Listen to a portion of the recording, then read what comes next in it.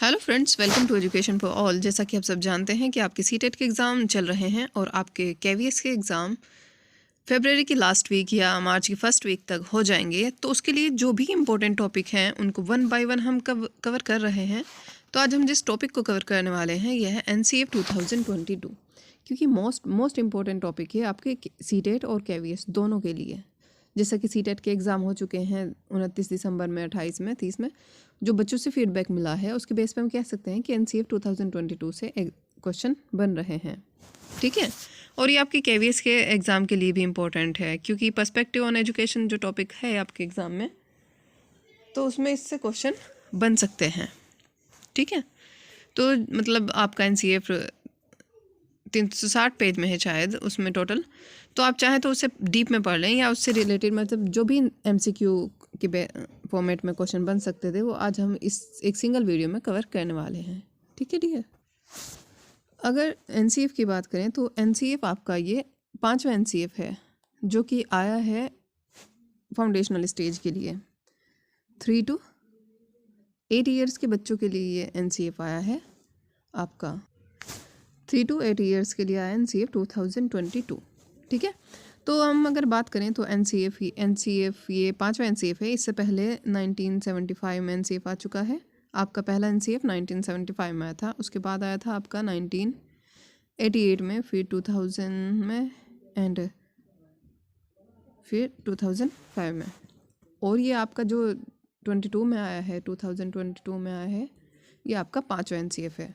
इससे पहले 4 NCF आ चुके थे, अब ये 5वां है जो फाउंडेशनल स्टेज के लिए आया है 3 to 8 ईयर्स के लिए। ठीक है, अगर हम NCF 2005 की बात करें तो ये था NPE 1986 पर बेस्ड था ये NCF 2005। ठीक है, और जो प्रोफेसर यशपाल की कमेटी थी उस पर बेस्ड था, उनके कॉन्सेप्ट पर, लर्निंग विदाउट बर्डन करके थी वो। और अगर हम ये मतलब NCF 2022 की बात करें तो ये है NPE 2020 पर बेस्ड। ठीक है, जो आपकी NPE 2020 आई है तो उस पर बेस्ड है NCF 2005। ओके डियर, तो ये थे कुछ बेसिक से पॉइंट्स। तो हाँ, आज का हमारा फर्स्ट क्वेश्चन है NCF 2005 को किस शिक्षा नीति के आधार पर बनाया गया है। तो यह बनाया गया है NPE 2020 के आधार पर। बी ऑप्शन यहाँ पे आपका सही हो जाएगा। ठीक है,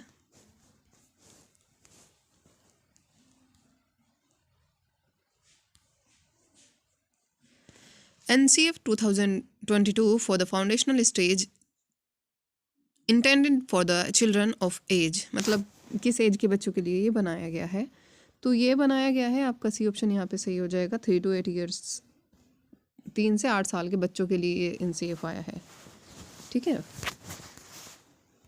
और NCF की फुल फॉर्म क्या होगी अगर मतलब पूछने लगे तो नेशनल करिकुलम फ्रेमवर्क। तो ये बेसिक्स है, मुझे नहीं लगता वैसे ये क्वेश्चन आए, पर पता होना चाहिए आपको। फुल फॉर्म से भी रिलेटेड क्वेश्चन बन जाते हैं आपके एग्जाम में। हमारा थर्ड क्वेश्चन है, नेशनल करिकुलम फ्रेमवर्क ने बच्चों की शिक्षा के लिए पंचकोश की अवधारणा को बताया है। पंचकोश की अवधारणा किस उपनिषद से उत्पन्न हुई है। तो ये आपकी उत्पन्न हुई है तैत्तिरीय। बी ऑप्शन यहाँ पे आपका सही हो जाएगा। ठीक है, बहुत ज़्यादा एक्सप्लेन नहीं करेंगे क्योंकि आपका एग्ज़ाम में इतना टाइम नहीं है कि आप मतलब 2-2 घंटे की वीडियो एक टॉपिक पर देखो। जस्ट रिवीजन का टाइम है ये आपके लिए। ठीक है डियर, तो जितना आप प्रैक्टिस कर लें, रिवीजन कर लें, उसके उतना आपके लिए बेहतर होगा। और जो ये ऑनलाइन एग्ज़ाम मतलब जो एग्ज़ाम हो रहे हैं ना, इनको आप डेली अटैम्प्ट करें। जैसा कि 28 दिसंबर में हुआ है, 29 में, फिर 30 में। अब ऐसे सीटेट के एग्ज़ाम पूरे महीने चलेंगे 7 फेब तक। तो आप उन सब को सोल्व करें डेली। ठीक है, तो उससे आपको ये आइडिया हो जाएगा कि मतलब CBSE किस तरह क्वेश्चन को फॉर्म करता है। ओके, निम्न में से कौन सा कथन NCF 2022 के संबंध में सही है। NCF का फाउंडेशनल स्टेज पाठ्य पुस्तकों के रिवीजन के बारे में नहीं है। हाँ, कह सकते हैं। बी, यह खेल आधारित शिक्षा शास्त्र और देर से सीखने को संबोधित करने पर भी ध्यान केंद्रित करता है। तो यहाँ पे आपका बी 3 ऑप्शन सही हो जाएगा। बहुत ये दोनों सही हैं कि मतलब पाठ्य पुस्तकों पर जोर नहीं देता कि पाठ्य पुस्तकें ही पढ़ाई जाएं। क्योंकि लर्निंग मतलब खेल के द्वारा सिखाना है बच्चों को, बुक्स नहीं बुक्स रटवा दो इस तरीके से, मतलब रटने से दूर लेके जाना। ये तो मतलब जो अब तक एनसीएफ या जो भी एनपीआई हैं उन्होंने सभी ने ये कहा है, बताया है कि हमें रूट लर्निंग से बच्चे को दूर लेके जाना है। ठीक है, बच्चे मतलब खेल खेल में सीख सकें, एक ऐसा एनवायरनमेंट बनाना है जिससे बच्चा मतलब अच्छे से सीख पाए। तो यहाँ पे आपका ये 3 ऑप्शन सही हो जाएगा। एनसीएफ 2022 में दी गई पंचकोश की अवधारणा में किस कोश में बच्चे के गुणों का विकास, मौलिक वर्धन की बात हुई है? तो यह हुई है आपकी मानसिक विकास में, emotion and mental development, B option. Who was the chairperson of National Steering Committee for National Curriculum Framework 2022? तो चेयरपर्सन कौन थे? ये चेयरपर्सन थे आपके के कस्तूरी रंजन। और इसे प्रेजेंट किसने किया था? प्रेजेंट किया था धर्मेंद्र प्रधान जी ने, जो कि एजुकेशन मिनिस्टर हैं वर्तमान में। ठीक है, चेयरपर्सन थे के कस्तूरी रंजन, और इसके मतलब जो जिन्होंने प्रेजेंट किया था वो थे धर्मेंद्र प्रधान, जो कि आपके एजुकेशन मिनिस्टर हैं। According to NCF 2022, the main key of a child development is, तो यह है आपका प्ले, मतलब बच्चे को खेल खेल में सिखाना है, ऐसा माहौल बनाना है कि बच्चा अच्छे से सीख पाए और खेल खेल में सीख पाए। ठीक है, बुक मेमोराइजेशन शब्द ना नेगेटिव है, मेमोराइजेशन से दूर लेके जाना है, रूट लर्निंग से। ओके, तो यहाँ पे आपका ए ऑप्शन सही हो जाएगा। According to NCF 2022, the main key of a child development is, तो प्ले हो जाएगा, यहाँ पे ये क्वेश्चन रिपीट हुआ है, प्ले हो जाएगा। ठीक है, Which of the following is a curricular goals regarding socio-emotional and ethical development given in NCF 2022? Child develop habits that keep them healthy and safe. Children make sense of the world around through observation and logical thinking. हमसे पूछा है socio emotional and ethical development, तो यह होगा आपका children develop a positive attitude towards productive work and service for और सेवा, D option यहाँ पे आपका सही हो जाएगा। ठीक है, Which of the following is not a components of a teaching plan according to NCF 2022? NCF 2022 के अनुसार निम्नलिखित में से कौन सा शिक्षण योजना का घटक नहीं है? तो यहाँ पे आपका डी ऑप्शन सही हो जाएगा इस क्वेश्चन में। ठीक है, NCF 2022 के अनुसार निम्नलिखित में से कौन सा शिक्षण योजना का घटक नहीं है? D option. ये तो रिपीटेड है क्वेश्चन, डी ऑप्शन। ठीक है, क्योंकि ये सभी घटक हैं NCF 2022 के अनुसार। Okay, the major components of a teaching plan, मतलब आप देख सकते हैं कि ये मेजर कंपोनेंट्स हैं टीचिंग प्लान के लिए। Competencies, learning outcomes and intended lesson objectives, teacher directed, teacher guided and और child led activities to achieve objectives, है ना, ये टू वहाँ पे भी था। Duration and sequence of activities, ये भी है। Content and material to be used in the activities, classroom arrangements, seating, display arrangement और material. 6 specific strategies for children who need extra help, methods of assessment, ये सब major components हैं teaching plan के लिए। ठीक है, what is the full form of NIPUN? National initiative for proficiency in reading with understanding and numeracy, Bharat programme. तो इसकी मतलब फुल फॉर्म से रिलेटेड भी आपसे क्वेश्चन बन सकते हैं। तो इसकी फुल फॉर्म होगी national initiative for proficiency in reading with understanding and numeracy, Bharat programme. इसकी जो फुल फॉर्म है तो ये ए ऑप्शन ही सही हो जाएगा। सही तो आपका डी भी है, रीडिंग एंड मतलब understanding and numeracy, D option भी सही है, बट इसका जो पूरा नाम है वो भारत प्रोग्राम है। ठीक है, ए ऑप्शन यहाँ पे आपका सही हो जाएगा। What is the full form of ECE? ECE की फुल फॉर्म क्या होगी? तो ये आपकी होगी अर्ली चाइल्डहुड एजुकेशन। ठीक है, डी।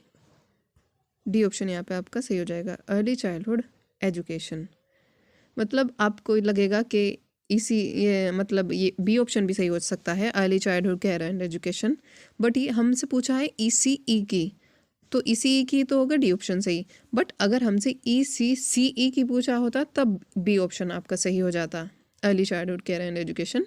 तो ये ECCE की फुल फॉर्म है, बट हमसे ECE की पूछा गया है यहाँ पे, तो यहाँ पे आपका डी ऑप्शन सही है। ठीक है। What is the full form of DIKSHA? DIKSHA की फुल फॉर्म क्या होगी? Digital information for knowledge and sharing, digital infrastructure for knowledge and sharing association, digital infrastructure for knowledge sharing. तो यहाँ पे आपका सी ऑप्शन सही हो जाएगा, digital infrastructure for knowledge sharing. ठीक है, दीक्षा की फुल फॉर्म है ये। Diksha stands for Digital Infrastructure for Knowledge Sharing. It is a national teacher platform which is currently being used by teachers and students across the nation to provide school education through distance mode. ठीक है, ये दीक्षा से related point है। What is the full form of NCFS? ठीक है, national curriculum framework for the foundational stage, national curriculum framework for the frequently asked statement, no. National curriculum framework for the first, no. National curriculum framework for the foundational stage, बिल्कुल सही। National curriculum framework for the foundational stage, A option यहाँ पे आपका सही हो जाएगा। ठीक है। What is the full form of NAS? What is the full form of NAS? National Assessment Samiti, National Administrative Survey Source, National Achievement Survey। तो यहाँ पे आपका सी ऑप्शन सही हो जाएगा, नेशनल अचीवमेंट सर्वे। ठीक है, ये आप किसके बाद इससे रिलेटेड पॉइंट देख सकते हैं। नेशनल अचीवमेंट सर्वे NAS की फुल फॉर्म है और is a nationally representative large scale survey of students learning undertaken by the Ministry of Education, Government of India. NAS gives a system level reflection on effectiveness of school education. ठीक है, mainly आप इसकी मतलब full form याद रखें कि national achievement survey. What is the full form of पोषण? पोषण की फुल फॉर्म क्या होगी? Prime ministers overarching system of holistic nutrition.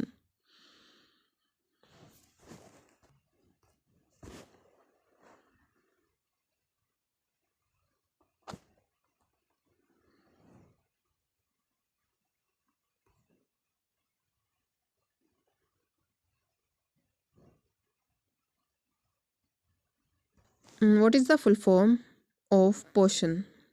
तो आप पोषण की फुल फॉर्म होगी prime ministers overarching system of holistic nutrition, A option.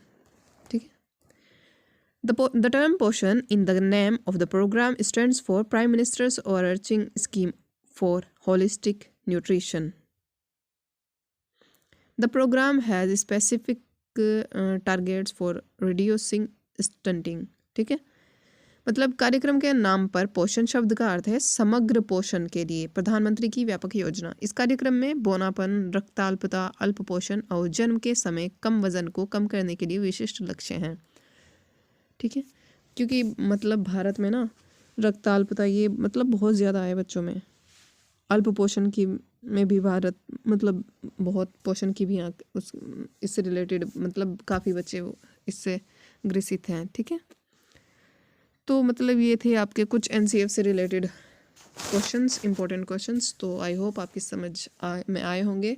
और आप एक काम और करें कि आप गूगल पर सर्च करें NCF 2022 करके। ठीक है, तो उसको आपको एक मतलब वो आ जाएगा, तो 360 पेज में है NCF आपका जो आया है अब। तो आप उसको एक मतलब अच्छे से पढ़ लें ध्यान से, क्योंकि हो सकता है इसमें हम वो पॉइंट ना कवर कर पाए हों जो एग्ज़ाम के लिए आपके सही हो, क्योंकि हर किसी का माइंड अलग अलग मतलब वर्क करता है, इसलिए आप खुद से भी पढ़ें NCF। ठीक है, और जिस अगर ये मतलब आप इनको भी प्रैक्टिस कर लोगे तो शायद इससे भी क्वेश्चन आपके अच्छे से मिल जाएंगे मतलब आपके एग्ज़ाम में। ठीक है डियर। और अगर मतलब हम केवीएस की बात करें कि केवीएस के आपके एग्ज़ाम होने हैं फेब के लास्ट में या मार्च के स्टार्टिंग में, आपको सिर्फ 2 महीने मान के चलिए, आपके पास सिर्फ 2 महीने हैं केवीएस की तैयारी के लिए।